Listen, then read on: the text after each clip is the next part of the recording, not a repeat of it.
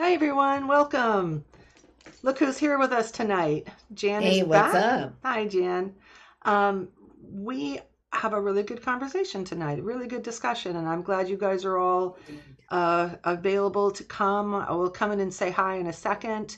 Before I forget, we're doing another live next Saturday, and Philip, who is available for modding tonight but could not be live streaming, will be live streaming next week. And we don't know for sure what we're doing yet, but please plan on arriving next week as well. So tonight, before we hop in and say hi, tonight we're talking about the Bible being used as a weapon. And I think Jan's, you're going to have a lot of really good things to say. We were talking about this the Sure, other yeah. day, and I know just in Mormonism, you have a lot of experience with that. Uh, so we'll get right in it. Let's just say hi real quick to everybody, and then we can just get right on it. Oh, I have messages popping up. Hang on. Let us I know if, see Philip in the house. yeah, I saw Philip in there too. Let me know if everything sounds good, everything looks okay. Um, Cassidy, Flower Dragon, Becca, Hi, Jeannie. Hi, Becca. Hi, Laura.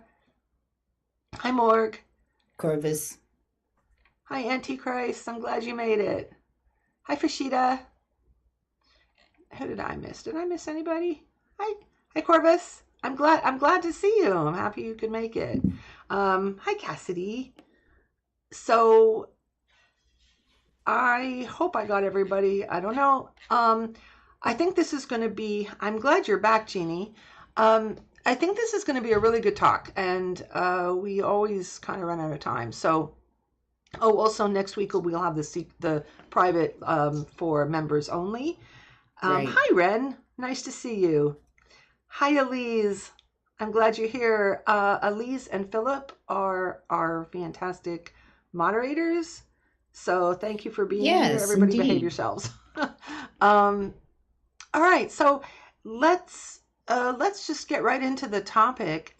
It kind of came up because I was um, looking through Medium. I get an email from them every day, and there was a blog post written by someone who said she experienced this weaponizing the Bible as a weapon being used against her. She's a trans woman and had a friend who she just messaged and said happy birthday to and got back a whole list of Bible verses. And apparently her friend was not, Oh, yeah, it was kind of sad. that's Her weird. friend was not just not able to basically her friend said I want men friends.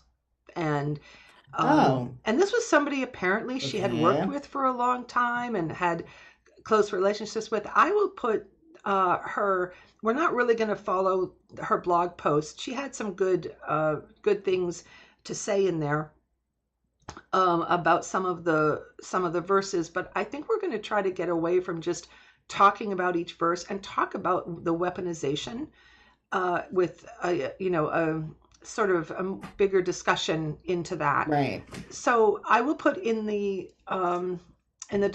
description below her post. I followed her on Medium. I don't know how many of you subscribe, but I'll put it down there. And if you want to follow her, I've read a couple of her other posts, so I recommend it. Mhm. I can't remember what her name was. I think it was something like Amethyst.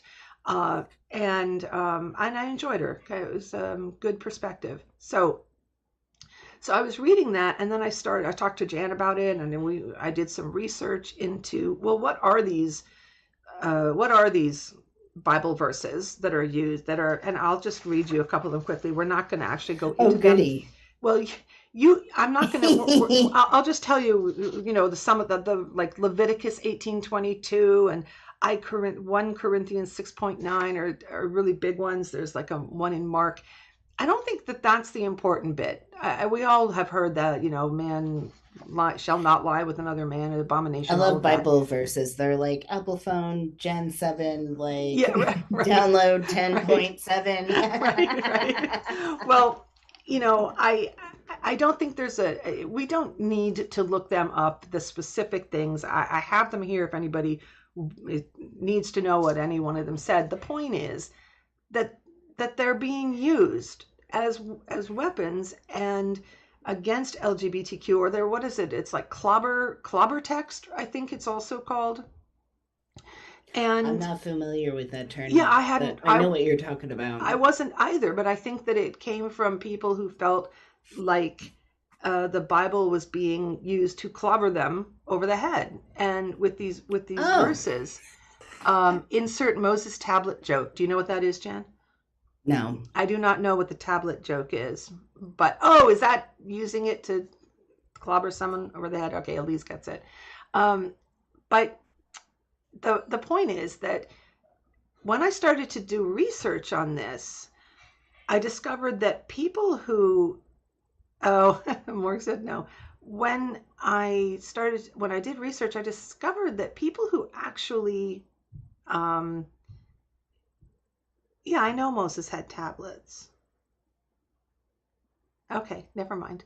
Um, the people who actually have knowledge, expertise in reading text, and they know the historical context, those people seem to be more likely to be inclusive, which was interesting because whenever I would come across a paper written by somebody like and a theologian, like not just like a layperson, but I was expecting to get all of this, you know, rhetoric about how, oh, you can't be gay, forget it, that's not really where you see it. Where you see it is in articles written by people who simply read the Bible, find that verse, and say, oh, here it is, and they read it back to you, in English, what it says in their Bible.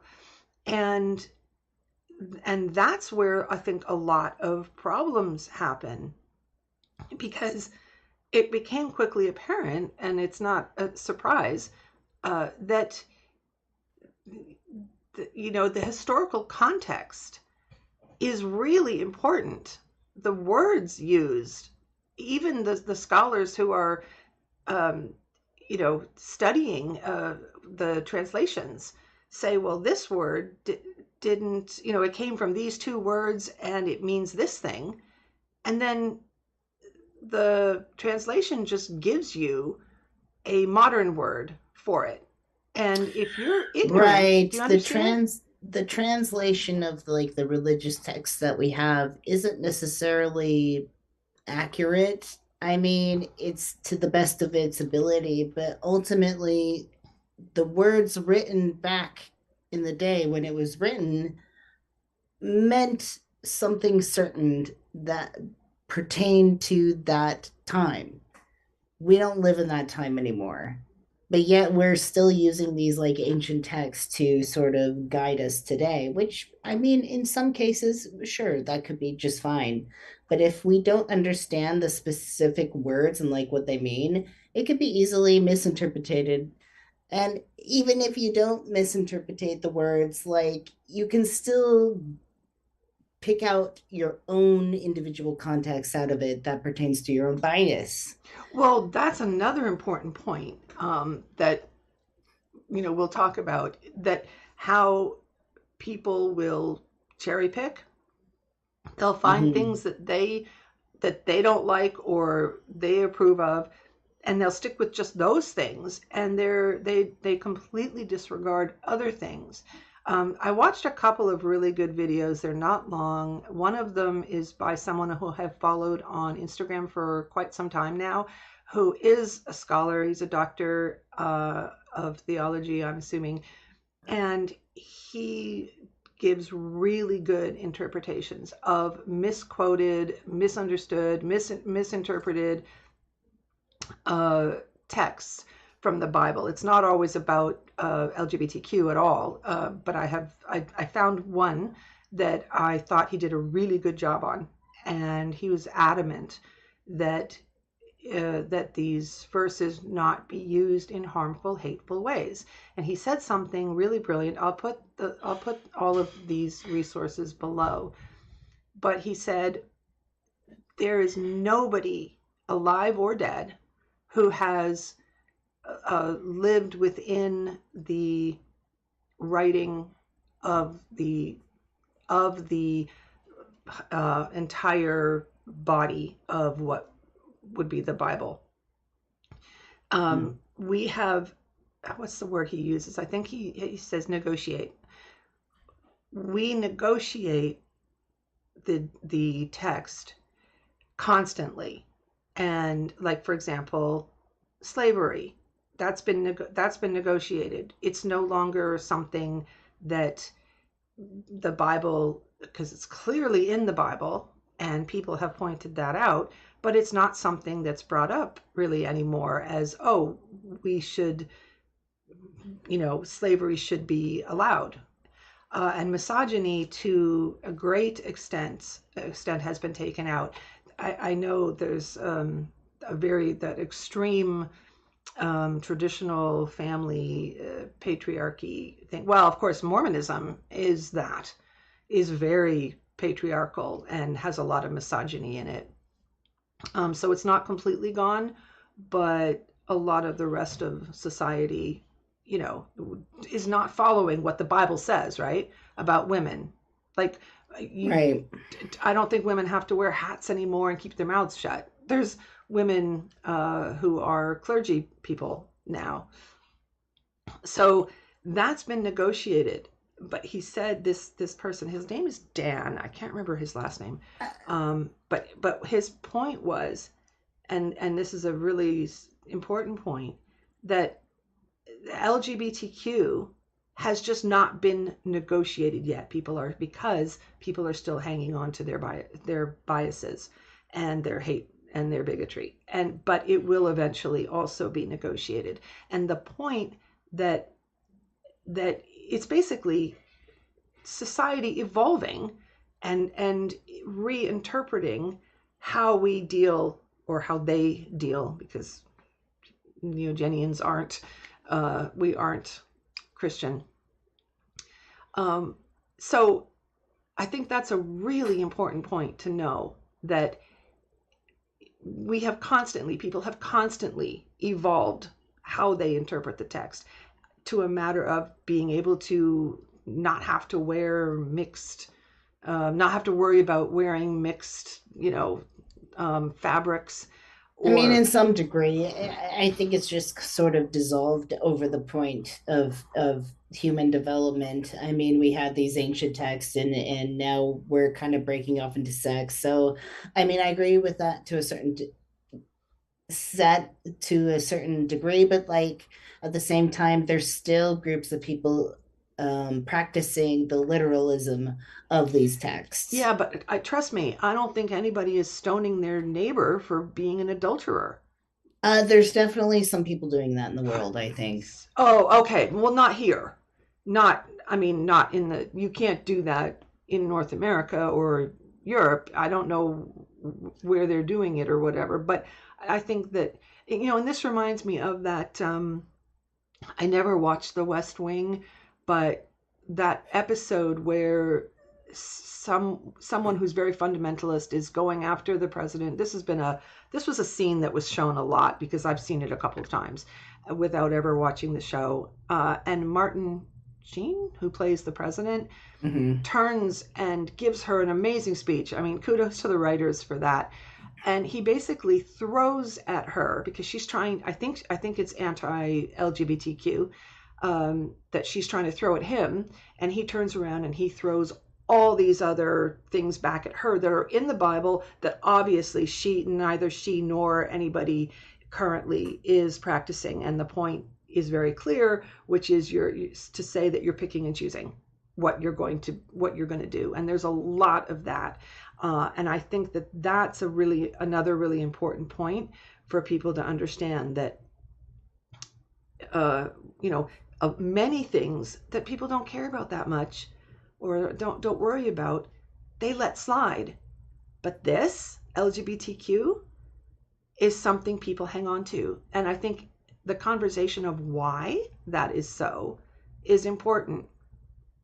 I think there's a lot of nuance. There's looking into, you know, Are people only taught this? Do they really believe that? Is there projection going on, which I think is very likely that, and then people who don't read the Bible for themselves, don't do any studying, just take it in what's being given to them, just become brainwashed and point to those verses and say, this is bad. You can't do it.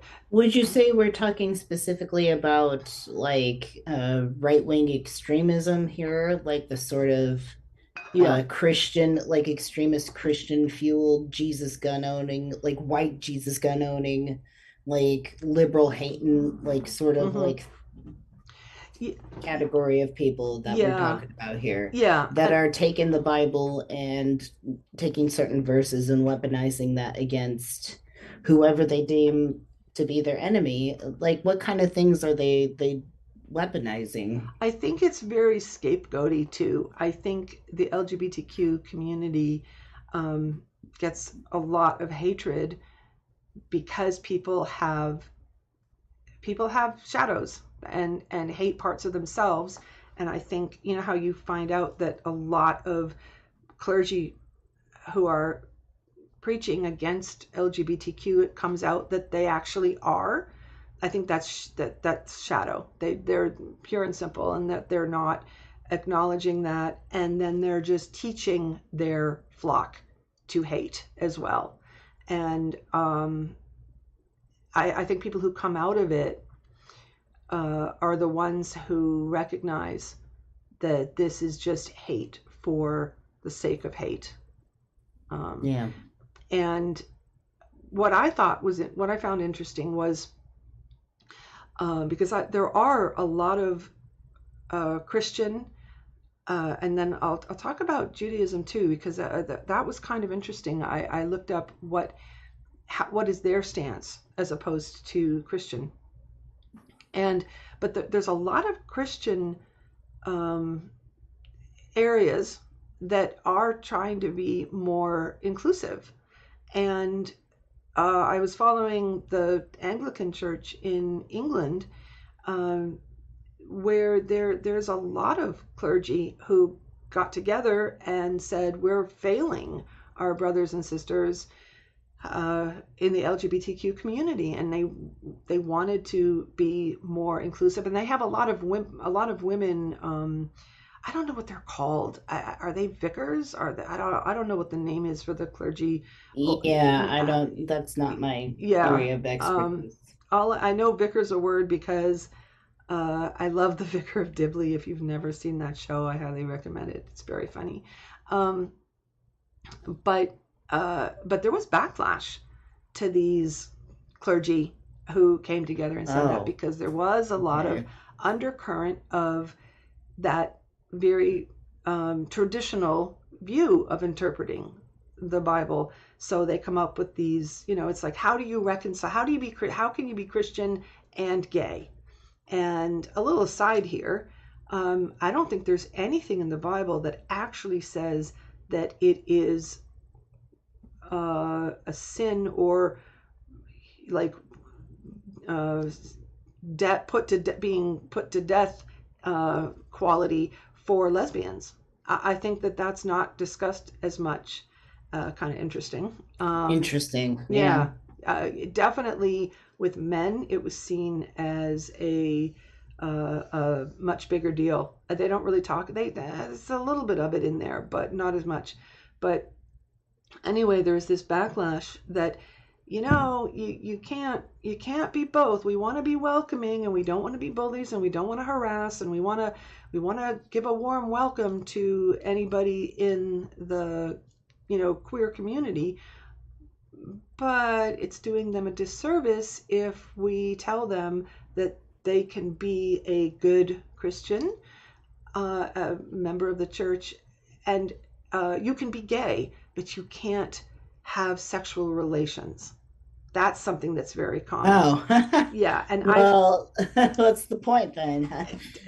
they're very big on, apparently, which was a surprise to me, on homosexual relationships that are, what do they call them, like deeply caring and fulfilling. And I'm like, yeah, but, and then you get to the point where they say, but no sex. And right before the live stream, I was reading one last article. This was not England, this was here. I think it was Southern Baptist or something talking about, and this is the typical thing that you expect. I was hoping it would be different, but it wasn't. It started out some clergy person with the Southern Baptist something, basically saying, "Oh, I heard recently that a lot of people are leaving the church because they think God hates them for being homosexual." And that I just had to go in the other room and I had to cry. I was so sad for these people. Like, what do you do? Oh, geez. Yeah, you're going to tell a 15-year-old girl that, she's going to, she's never going to have a fulfilling sexual relationship with someone when she gets older, or she's going to have to get married to a man. And I'm thinking, oh, what's coming? Are you going to tell her somehow that she can do this? And then it says, so let's look at what the Bible actually says.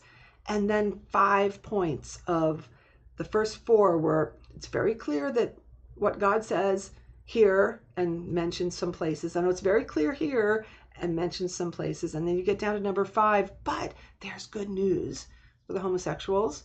And that is that you can be homosexual, you can have deep, meaningful relationships with people, and then the small print pretty much is, but you can't have sex. And you should be okay with that, because it's all about putting Jesus first. And it was so disgusting and despicable, and I felt like it was clickbait I because mean, well, I guess in all fairness, there's stipulations against sex towards homosexuals, just as there's stipulations towards straight people. You can only have sex under these conditions, but with homosexual people, it's like you can't do that at all. So I mean, it's still demonstrating a sense of just like restrictiveness against like sexual expression, which is just a weird area of life to like be in people's business, in my opinion. yeah. Now, some of the more heartening things that I read were interpretations, and this is the way I think it should go, that it should have always gone, with people who are, very intelligent about looking at what's written. And the two one I spoke about a few minutes ago, his name is Dan, and another person who I found who's like some kind of minister, pastor, whatever. He seems very kind of young and modern, and it was interesting listening to him talk about it. I think it's like a 10-minute video on homosexuality, and I liked his stance as well, which he goes over the scripture. He says, it does say in here and here that it really is a man and a man. It's some people try to interpret it that it's that the Bible really means you can't have, you know, the bad thing with the young people. You can't have that, which would be understandable. Oh, inappropriate relations with young Yes, people. yes. So some people have interpreted, and I don't know that it's entirely wrong, that interpretation, but people who are several scholars, including Dan, who is a very, very, I find him to be very straightforward. He said that it really, the interpretation, the words being used indicate that they did know what they were saying, and they were not referring to that. That was already a given, that was a bad thing. This one, I think it's Leviticus, is the one that's a little bit more difficult to attribute something like that to. Do you have some of those samples to bring up? I do. Here, I'll tell you. You can look them up. I think it's Leviticus 18:22, and also 20:13. So the point is that he said there's no wiggle room there. It really does mean this. However, I think the important thing, and what this other minister, pastor, whoever he is, was saying, was that what's important is not worshiping the Bible. He actually talks about that. He says the people who want to use these verses as weapons, as we must, pay attention to what is said in here word for word, and then spout that out at people. He says that's worshiping the Bible and not the. Yeah, well, look, a lot of people, religious people, what they'll do is they'll cherry pick certain verses from the Bible and they'll use that to weaponize against the people that they dislike.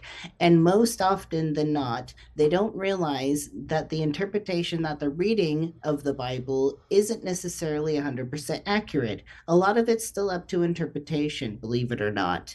And so when you do that, it just kind of negates the whole context of the Bible. They'll ignore the verses around it, and it just becomes a matter of they're essentially just talking out of their ass in a way. Yeah, that's another good point though about the verses around it, because a lot of the context is interpreted through the way things are said around that. Like, what kinds of things are we talking about here? And then when you have something that would be considered anti-homosexual, homosexuality, they say you have to put that into the context of the other things that are being spoken about. And it was really interesting to hear about the actual words in that they were being translated from.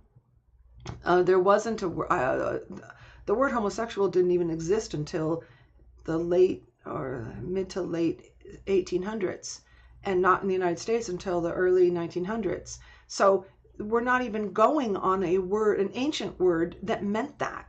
And another point is there was no the way we think of like a gay couple, gay people, would be something that was completely not valid back then. It didn't exist. They didn't, the way we in our society understand sexual identity did not exist Yeah, I back mean, it then. was like I was telling you earlier, it's like in ancient Roman times with like Roman armies and stuff. There was a lot of what we would consider this day and age to be some sort of homosexual practice, but really it was like a matter of power. It's like, I'm your commander. I'm gonna like Yeah, overtake you. I'm gonna do you in the butt, and then like yeah.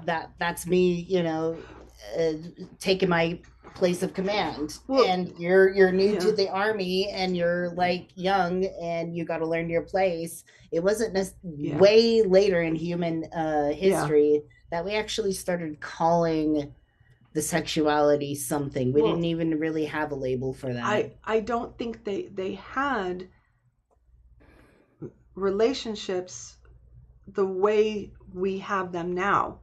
That so when we think of it now, like two people in love, living together, whatever, or just two people who are both their sexual identity, sexual attraction is same sex, and that's how they live. That did not exist. It was like you said, it was, I think all men were seen as uh, there was that the dominant active, and then Yeah. there was, and this is in one of those videos, by the way. So I recommend watching those. And then there was the passive, and they did not overlap. They were. It wasn't like you had an identity and you were looking for someone else in the same identity. You have to be a little bit careful in a live stream with what we can say exactly, but I recommend watching those videos for more insight into how how that differed from back then to now. And also another thing, because I think you mentioned Paul. Um, Paul was celibate. Like that's the thing that's the kind of life that he actually in the Bible said everybody should do. But he understood that if you absolutely can't, then then it Was it Paul who get said the married. verse about like not laying with another man or like another male? I don't know, but I know he has a. I know that there are. Where is that? Where did he write that? Is that was that in Corinthians? Ask Morg because I'm not the Bible expert. Like you Um, must not, you cannot like lay with another male yeah, that I don't know as you lay with your wife or where something like that. where was Paul's teachings when they talk about the ethics? Where was that? I don't know where that exists, um, but I think I was reading this in the Anglican article too by a bishop who was saying, you know, Paul wanted everybody to be celibate like he was, but if they couldn't be, then all right, fine, you can get married. But Well, I think like the point was it wasn't technically a commandment. It was just like Paul being no, like, and it wasn't him saying like it's forbidden. It was like this is confusing and weird. I don't yeah, like, don't do it. yeah. So his preference Philip was says Leviticus 18:12. I think he was celibate because Jesus was supposedly celibate and he wanted to everybody to live like that. So yeah, maybe it was Leviticus. You guys can look it up. I mean, that is one of the ones that I have here, so that could have been the one that he was referring to. Um, so but the point is that when people start talking about, oh well, we have to live this way and we can't possibly be have people be gay. It's like, well, you know technically you're supposed to be not supposed to be, but it would have been better. The number one choice was to be celibate according to Paul. So Oh, it is. It's Leviticus 18:22, the New King James Version. Like, it you should not lie with a yeah, male as with a woman. It is an abomination. that's the common one. That's the one I have first. And then there's also 2013, which says, if a man lies with a male as with a woman, both of them have committed an abomination, and they shall surely be put to death. Their blood is upon them. But they don't say that about women, strangely enough, that they about the being put to death. Right. Um, so so the historical context is really, really essential to understand, and I think understanding that our language is always evolving. We don't even use homosexual anymore. That's you know gone the wayside, and we're much more. I think the world is much more comfortable just using gay. Lesbian is still obviously used, but um, and anyway, yeah, the idea in ancient times of there being a the kind of relationships that we have today just didn't exist. It wasn't. It was like again, it's a little bit. It's different. I don't know what I'm allowed to say. I would say a lot more if I was Oh, comfortable. just say it. I don't want to get in, yeah. I don't want us to get in trouble. But basically, yeah, men were seen. It was this socially constructed hierarchy of men were just. It was not seen as unnatural for men to have take the active role in this, just like you said, with in the Roman society. I think it was That and also with like slaves as well in the ancient days, because yeah. slaves were not seen as men or women, they were just slaves. So, Well, I mean, even if the slave was male, you could still they do as yeah you they will. were lower. This hierarchy was something that was accepted, and apparently Paul accepted it. He didn't say anything against that. He understood it and said, this exists. Yeah. So but even with that existing, he thought everyone should be celibate, but then he also understood, okay, well, if you can't, then you know get married, whatever. But the point is that back then, the idea of two people in a with that sexual orientation, which again, that did not exist at the time, but the way we think of it today would, hi Mark, would they wouldn't have understood it. They wouldn't have known what to do with that. So the evolution, and this is where this other video, not Dan, but the other one, was going, and he's worth listening to, because he says, okay, we it does say this in the Bible, don't, men should not sleep with How have long sex is that with each video? other. It's like 10 minutes. The one with But Dan is can about you 4. think can you pull it up? No, Can we review it? I think no, you can. no, because Oh, come on. no, I'd have to do a whole big thing, and I'm not prepared to do that. But Oh, come on. but also, I think, I'll put it below, and you guys can go watch it. But the end result, the important point that he makes, which is why I liked watching him, was that he says, look, we've evolved in so many areas of interpreting scripture. This is yet another one, and that's the important thing. Living, and Right. it's living within the loving, understanding spirit of, being good toward one another. That's the important thing. Not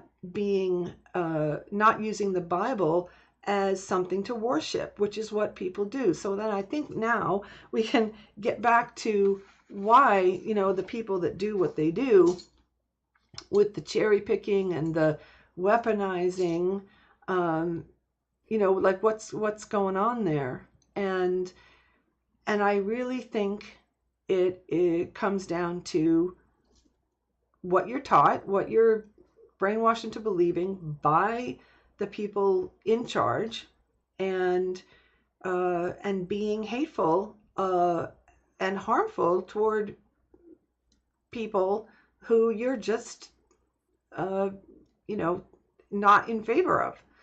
And that's why they do it.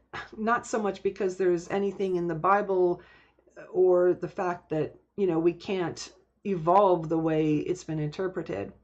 But then we should also talk about what we want to do in terms of establishing a better world and how to deal with these problems.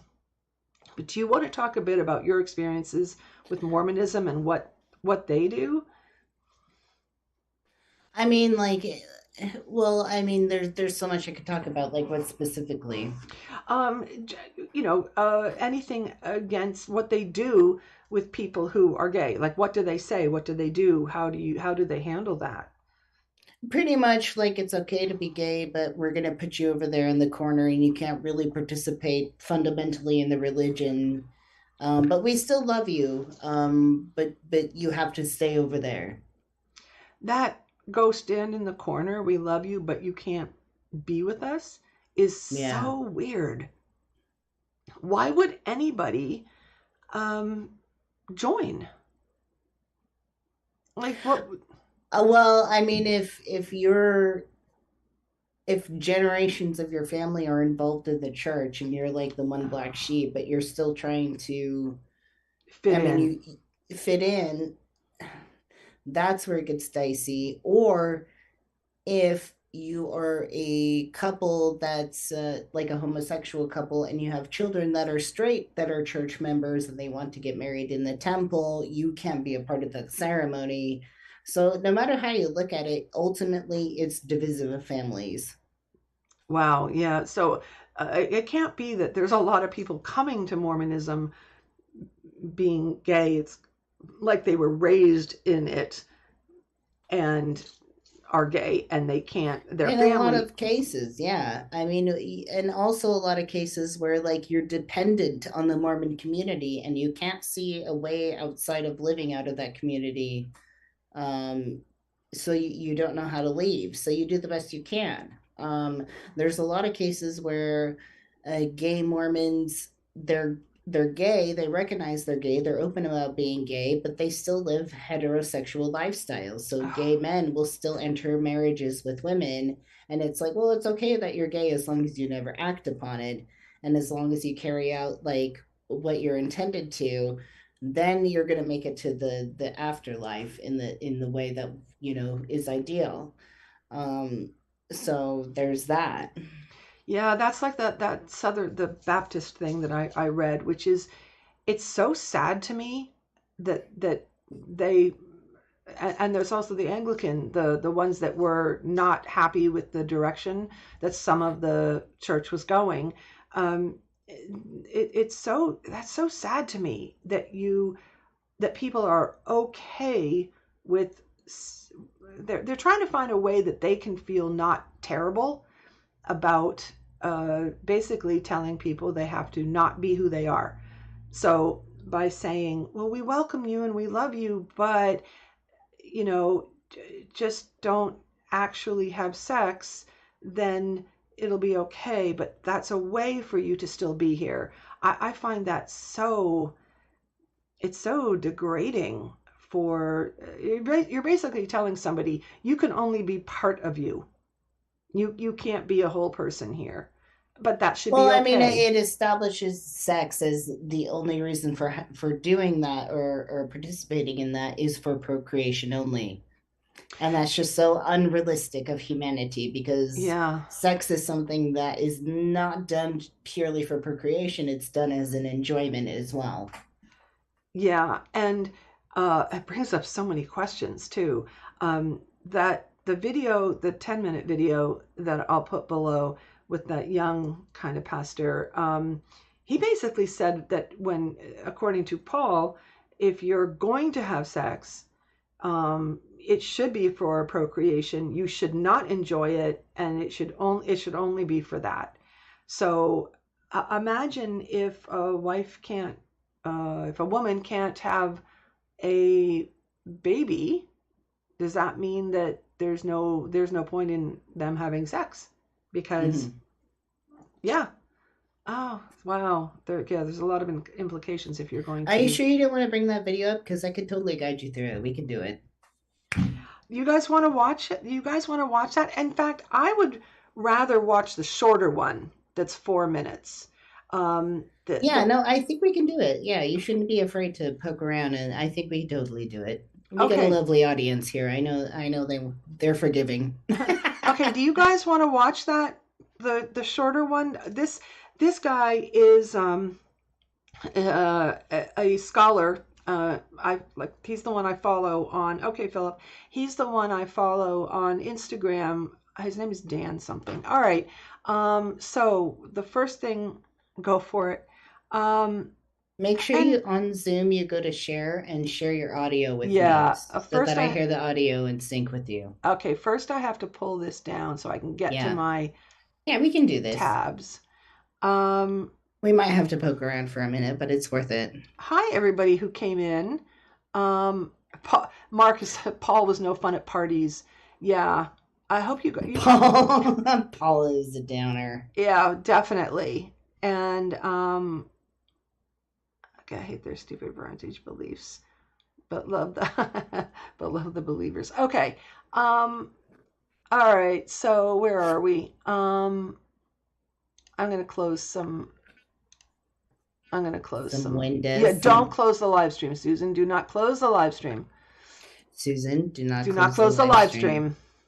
Um. Okay, I have to close all these. Oh my God, I have so many tabs open. It's crazy. Um, I have two. I've got two tabs with the live stream. Okay, I guess I can close one of them.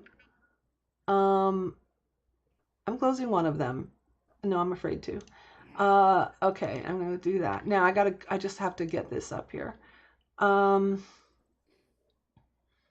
I have so many things bookmarked under this for this live stream. Would you like me to guide you through this? Yeah, first I have to get these things opened.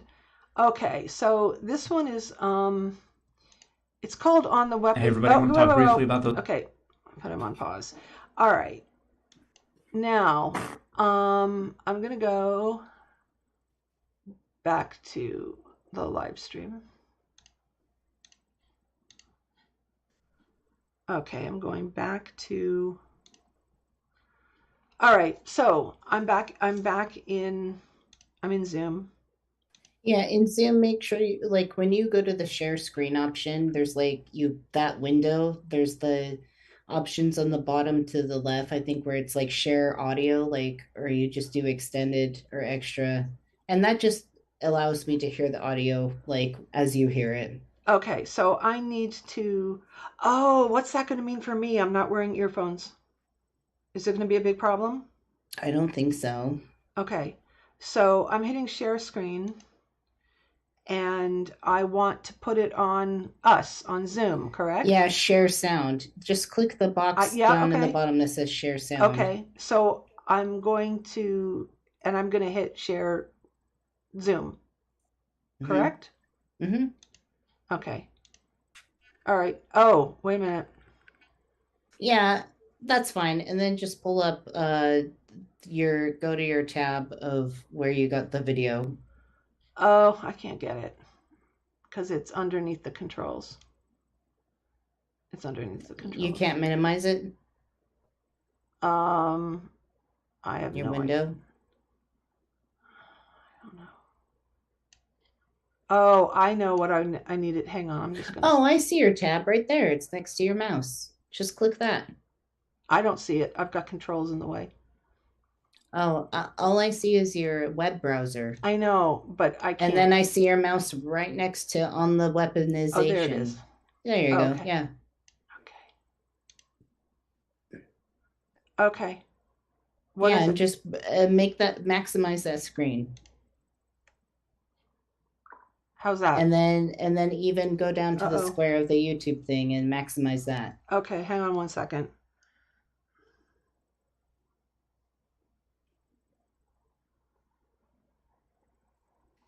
Okay. Um, all right. So now I'm sorry. Maximize This what? maximize the video. That is maximized. It's No. This the squares right there. Down there to the and then over to the right. To the right. Right oh, there. full Yeah, click screen. that. Yeah, right Okay. there. Yeah, perfect. Now play. Can as long as everybody else can hear it, we're Okay. good. Tell me if you can hear it. Hey everybody, I want to talk briefly about those passages in the Bible that condemn acts of same-sex intercourse. To begin, I don't think there's a strong case to make that they're actually condemning pedophilia or cultic prostitution or sexual assault or anything like that. The data just don't support those readings, but I can understand their impetus because there are a lot of folks out there, particularly conservative Christians, who would deploy these passages for discriminatory, for hateful, for harmful purposes, and that just has to stop. It's unacceptable. And there are two reasons that the folks who would deploy those passages for those purposes do not have a strong case to make. The first is that all of the Bible is negotiable. You may not like that, and you're welcome to not like it as much as you want. It's simply the reality. Everyone who has ever deployed the Bible authoritatively has had to negotiate with it. What's that? You negotiated with slavery. You negotiated with polygamy. Is the sound okay for everybody? Yeah, they just can't see it. They can't So see you it? no, you would have to go to screen. Just share your whole screen on your Streamlabs. Oh, okay. Yeah, go to Streamlabs and share your screen. Okay, I don't want to be. All right. Um, Here, we're going to go back. Screen share. Screen capture? Mm-hmm. Okay. Go to, yeah, make it visible. Okay, now go back to Go him. back to your video. There you go. Okay. And then make it big again. Oh, okay. There you go. Acts Now of we got same-sex it. intercourse. Can you hear okay? To begin, I don't think there's a strong case to make that they're actually condemning pedophilia or cultic prostitution or sexual assault or anything like that. The data just don't support those readings, but I can understand their impetus because there are a lot of folks out there, particularly conservative Christians, who would deploy these passages for discriminatory, for hateful, for harmful purposes, and that just has to stop. It's unacceptable. And there are two reasons that the folks who would deploy those passages for those purposes do not have a strong case to make. The first is that all of the Bible is negotiable. You may not like that, and you're welcome to not like it as much as you want. It's simply the reality. Everyone who has ever deployed the Bible authoritatively has had to negotiate with it. You negotiated with slavery. You negotiated with polygamy. Many of you have negotiated with misogyny. But no one living or dead has ever even understood all of the Bible's original authoritative intent, much less lived by it. And the second reason is that we don't know precisely what those prohibitions were or what their rationales and motivations were precisely. To the degree we can reconstruct those things, yeah, it's true. We really don't know what like the motives and the dynamic was at the time. Yeah, well, I mean, those are very different, and they understood things very differently than we do now. Yeah, and that's what we were talking about earlier. It's a little presumptuous to take what they were going through back then and say that that's happening today precisely, and that it exactly pertains to the situation. Yeah, and he gives a really good explanation of what it was like then, and how you'll see immediately how different that is from the way we think of sexual identity. So I'm just going to continue. Okay. Rationales seem utterly irrelevant to a 21st century understanding of homosexuality as a sexual orientation. It was based on a socially constructed hierarchy of domination and penetrability, not on contemporary understandings of sexual orientation. And we can see this in the way the Greco-Roman world of Paul's day tried to compartmentalize and rationalize different aspects of human sexuality. Because men who sought out an active role in an act of male same-sex intercourse, that was considered more or less natural. Men were walking around with hammers looking for anything that looked like a nail. And so you just had to restrain it for the sake of social implications in many circumstances. Men who were looking for a passive role in an act of male same-sex intercourse, who were always considered distinct from the first group, there was no overlap, they had no versatile role back then, those men were understood to be motivated by completely different and usually pathological motivations. Something was misfiring, so that was considered less socially acceptable. It was primarily younger men and boys and slaves and things like that that were supposed to be put in that submissive position, not necessarily against their will, but certainly not in accordance with them. Okay, and this is important to say because, you know, the way it was, certainly, and I think I've seen this in another video, possibly later in this one, that they, at the time, I think everybody has always been against, you know, child, you know, not a good thing. But it was acceptable. It's this very it was done, I guess is the way to think of it. You know, and but the point was that the people who were put into that position didn't have that sexual orientation, and so what he's here, we'll continue, but what he's saying is it was very different from the way we view it today. Yes. So just listen to how he says it. Their will.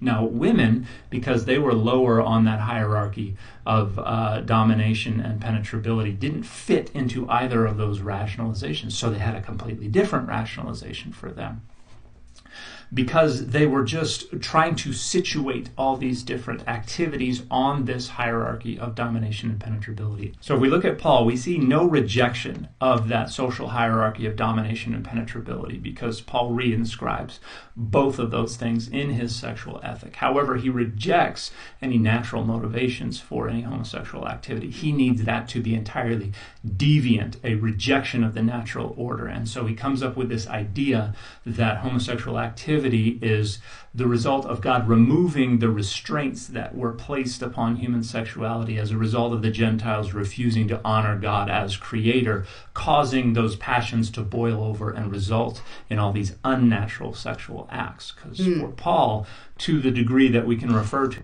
I've heard that before, people talking about, oh, well, this boiling over of passions leading to things. To a sexual orientation, Paul thought everybody was a heterosexual, and that any homosexual activity was this result of God allowing passions to boil over.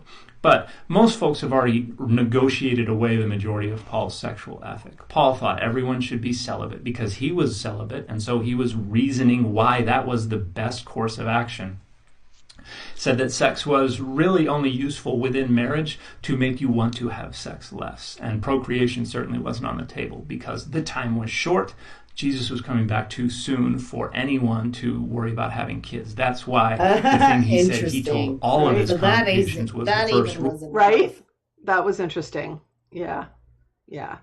So, but his point that almost all of the stuff that Paul said about this has been renegotiated already, that people don't use it, except we end up with this one thing that people hang on to and continue to harp on. But listen, he's almost done. Keep listening. Rule was everybody stay in the circumstances in which you were when God called you. So none of Paul's sexual ethic is relevant to today. And the reason that this has not all already been renegotiated away, as was done with things like slavery and polygamy, is that it has not yet become socially unacceptable enough to promote those hateful and harmful readings of these biblical texts, and therefore it still serves people's structuring of power and their identity politics to promote them. Okay, that was really important, so we're going to listen to it again. He says it so well. We've negotiated away slavery and like polygamy, but we haven't done it with this yet because it's still serving a purpose for people. This hateful ideology. Listen again. Renegotiated away, as was done with things like slavery and polygamy, is that it has not yet become socially unacceptable enough to promote those hateful and harmful readings of these biblical texts, and therefore it still serves people's structuring of power and their identity politics to promote them. Hey, everybody, I want to talk briefly about... Whoops. I mean, that's definitely true. I mean, because when it came to polygamy... Should I just hit stop sharing? Sure. Where do we go back to? We just go back to Zoom? Yeah. Okay. No, now what? Oh, I have to go back to Zoom. No, you have to go back to your Streamlabs and stop sharing. No, to go back to the other screen there. There we are. Are we good? I'm on Streamlabs. Are we good? I don't know. I can't see anything but you. Oh, I have to get out of this thing. Everybody says yeah. We're good? I'm going back to live streaming. Okay. This is the me trying not to panic. Hi, Pooks. Hi, Scorpy. Hi, everybody else that hi to. So anyways, what I was saying is this kind of makes me think of like in Mormonism, because it's like we haven't negotiated these things yet. And in some way that's true, because Mormonism is notorious for practicing polygamy, right? But the only reason they stopped fundamentally practicing polygamy in like their main branch of religion is because the United States government, like the federal government, told them, you better stop it or else. And suddenly, miraculously, they told their members, well, God just told us that we no longer need to practice polygamy. And they did the same damn thing with Black people holding the priesthood or positions of power within the church just in the 70s. So really not too long ago. The government told them, like, you better cut that stuff out, because that's not like how you can't discriminate people. Yeah. And then lo and behold, they're like, well, God just spoke to us and said that now Black people can have powers of the priesthood. Do they really do that?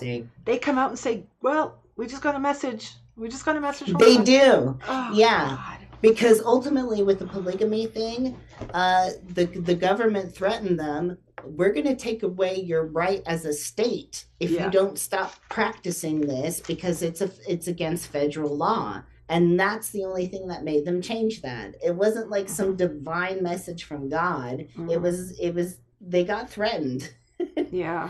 That was the same thing when they lived in the East before they traveled to Utah, is they were fucking around and forming their own militia and talking about forming their own government. And then the federal government got a hold of that and they're like, no, you can't do that. You better get the fuck out. And that's how they got the divine message from God that they need to move to the West. West, yeah. Go West. Yeah. Yeah, that's just crazy. But um, I'm wondering. I think the JWs do the same thing. Get that message and they can change things. But that the idea that the Bible has constantly been interpreted and changed according to the times, and that this particular topic has just not been has not it hasn't happened yet, and I think that's what our job is. That is now what we need to work on to spread the oh, hi mom. I just saw my mom said hi. How Hi, long is I Mom. don't know how long mom's been in here. Um Notice how she joined the channel. Isn't that cute? Um but um this is something. If other things have been changed, this can be changed too. And going, It can. yeah, and spreading awareness, which is what we do as Neogenians. um, Understanding that the most important thing is always consciousness expanding, changing how people understand themselves, understand reality, and then to create the world uh, that's going to be better for everybody. And the idea that people are following a system that is still incredibly hateful and hurtful to this group of people, regardless of the fact that that there are different congregations, different areas that are more accepting. It was heartening to see some of that. And even when I looked up, I was really curious as to know what was happening in Judaism, because they are actually much more um, uh, advanced in terms of being inclusive than Christians, except for the very, Huh. very, yeah, even the conservatives. But the very orthodox are the ones that still have the issues. But all the reformed, any liberal Judaism is actually very much more inclusive. In fact, I have a friend who's Jewish, back in British Columbia, and she was telling me years ago that when gay marriage was allowed in British Columbia, and Christian churches were going, "We're not gay marrying anybody," the local synagogue said, "Come to us, we will marry you." And I thought that was pretty cool. It was Yeah, that's pretty obviously, cool. yeah, it was obviously reformed, but even the conservatives, that were feeling much more like looking at the text and saying, of course, this is the Torah, and saying we are not finding a reason to be hateful. And I liked that. So um, I know we're like, oh, we're already over time, but I think it's the most important thing for us to point out as Neogenians, and what we want our audience to take away, is that because we spent all this time talking about religion, and we are not religious this way. I find it interesting. I've always been interested in different religions and what do people believe and why do they believe it. I was not raised as anything, Yeah. right? So I was fortunate to get to be interested in all of it. I've always been interested in that. But I'm fortunate to come from a place where I don't have that feeling of, oh, I'm doing something wrong if I'm learning and exploring. I don't have that feeling of I'm going to be doomed to open my mind and learn new things. Um, Thank you, Lee. Lee has been a member for 16 months. Next week, come back when Philip is on too, and then we're having our private as well. But the point is that mythos can be fun. Mythos can be have you can have personal satisfaction from having um, some narrative that is But I attractive think to that's the you. key point is it's personal, it's internal, it's reflective. It Yeah. shouldn't be some external like guiding factor in your life and over many people. Yeah. The essential thing to understand is what are we? We are zetas. We are all eternal beings. We are the creators. We are all that exists together. There is no outside creator. We are it, and understanding how reality operates. Once you do that, and you're always going to place that on top, you're always going to use that as your umbrella under which you can have other things. Having a mythos, having something that is like, there's a lot of people who like pagan mythos, having a pagan narrative. That's okay. I think if the church, and this is the way I envision it, I tend to be very idealistic about these things. But if more and more people moved toward that, you could have that. If people like Jesus as a mythos, then that idea of being kind, there's a lot of good positive messages. It's just been so distorted and used Right. to to be hateful and harmful.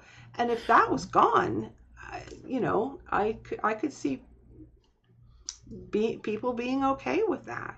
Do you have a personal mythos?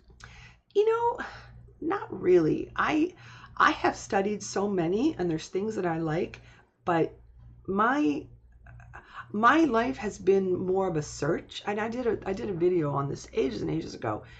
I never picked anything because nothing felt perfectly right. And I had a lot of friends who would, not just in any kind of spiritual thing, but just as an identity. I had people, they were like yuppies or preppies or goth or, just all sorts of different, like, new agey. And I like aspects of many different things, but I never picked one thing because it never felt like I didn't want to put all of my being into something that didn't feel that it was truth. And Yeah. it wasn't until I basically met Morg that I realized this is the thing. This is the thing that works that I recognize the truth in this. And I think that that's what makes me a little different, that a lot of people really love a mythos. And I can take lots of parts. I can enjoy them. I can understand that people like them. But I personally don't have to have that. I have more of just this cosmic, I used to call it just my cosmic perspective before I ever knew what any of this information. And that appeals to me so much more, just understanding reality as a whole. What about you?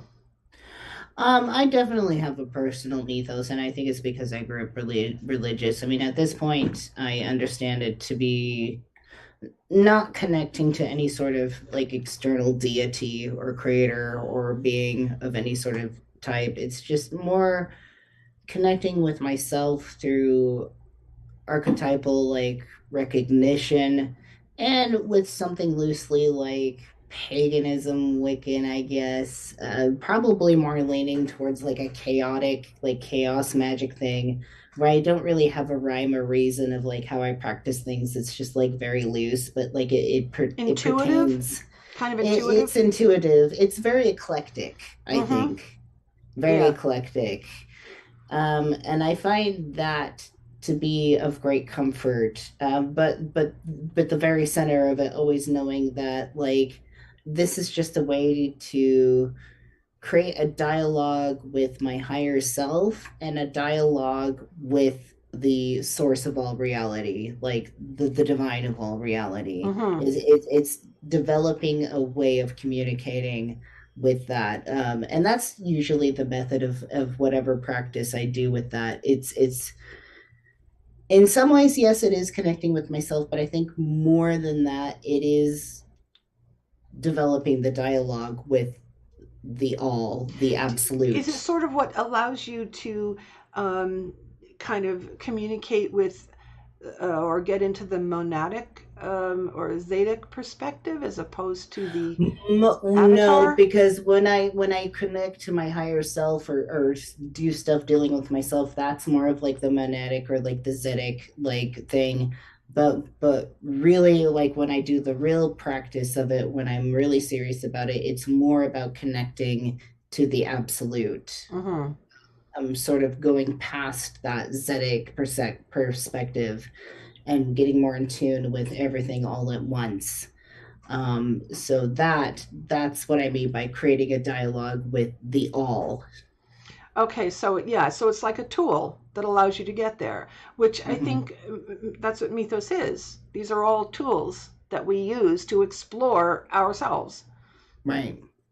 Yeah, interesting. I was wondering, because this is a good conversation. I'm wondering if everybody would be interested in sharing uh, and having a maybe a live stream where we could talk about the different personal mythos that are attractive to people. Yeah. You know, Yeah, um, because it could be very different. I mean, perhaps somebody coming out of hardcore Christianity still likes the symbolism in Christianity. They just assign new, refreshed, and evolved meanings to the yeah, symbols. I bet that happens a lot. I think it's probably very common for people to basically keep aspects that really speak to them, really they connect with, and and have that understanding that there was so much garbage that was attached to it, so much controlling, fear-based, horrifically hateful garbage that they just then toss, and they're able to keep some very positive aspects. I also know that there are people who are so damaged by their experiences that they just get rid of all of it and go somewhere else Yeah. completely, which is also understandable. I think there's definitely, oh, okay, you guys think that would be good. I think that could be a very interesting conversation. And what I would like to know is same thing. Like listening to you talking about yours, I would be very interested in hearing what everybody else says. Um, in our I was talking to Philip the other day, and I think it was Philip, and in our um, private streams, I think we're going to try to have